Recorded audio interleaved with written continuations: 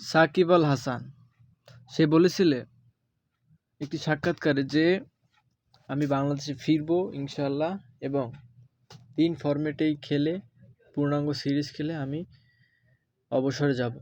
তো সাকিব আল হাসান এই কথাটি তিনি ভেবেচিন্তেই এবং তার পরিকল্পনা অনুযায়ী তিনি বলেছেন।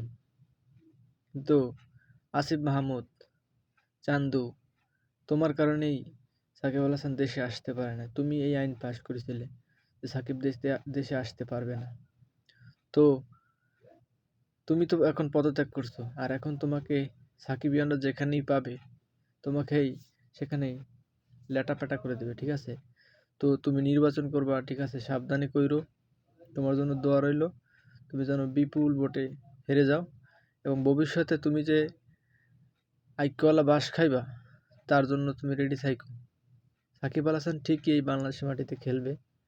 সাকিব আল হাসান ঠিকই এই বাংলাদেশের মাটিতে খেলেই তিনি বিদায় নেবেন আন্তর্জাতিক ক্রিকেট থেকে।